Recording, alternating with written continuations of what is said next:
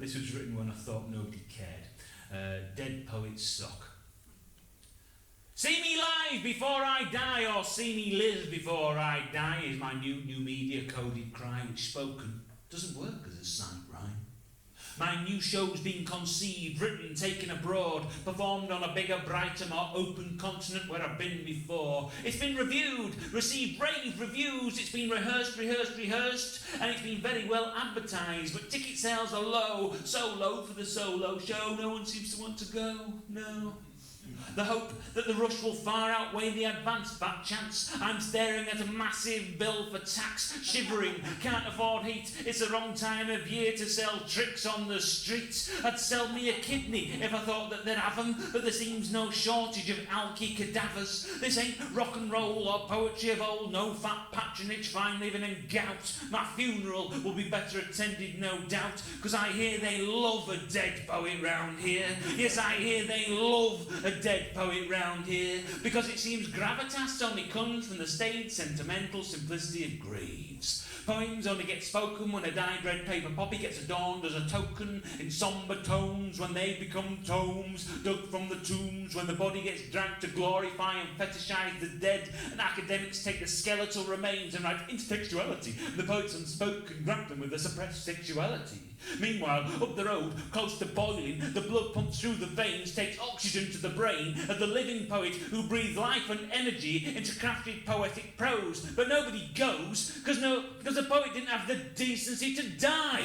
There's your problem, mate. You're still alive. Your mind controls your breathing. You're making music with your speaking. You're a highly strung but finely tuned meat machine, articulating, nuancing, lyrical thinking. If you want your words to carry on, you've got to die, rot, become carry on. Let the vultures rip you up, deconstruct, decontextualise, and shit you far and wide. Yes, they love a dead poet round here. Ghostly, echoey churches and dimly lit lecture halls, shadows on the walls, resurrecting guarded cipher codes in zombie tones. Your sprightly voice isn't welcome here, it's your own.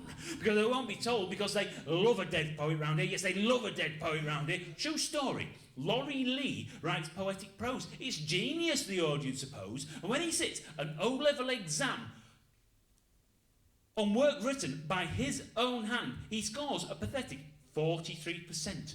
And he is told that he didn't understand the authorial intention.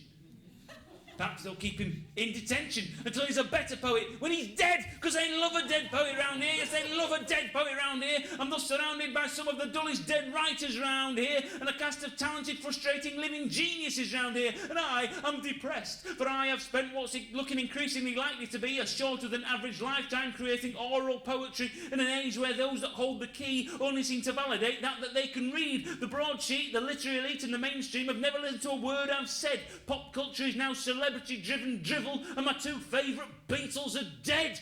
And they like a dead artist round here. They like to misrepresent minds around here. They like to starve to death artists round here, like the death of the author round here. Throw their money at dead bards around here, whilst they charge them for living round here. Make them pay through the nose for the garret that they chose in view of blue plaques around here. And they're scared of an artist round here who can speak their mind back without fear, who can debunk the odd myth, demystify art, tell them straight up in a Barnsley accent what the poem's about. They fear those spoken soldiers with no received pronunciation, who want to reload the cannon and with a bang make them listen. They ignore or abhor living poets they'd adore, because they want a dead poet round here.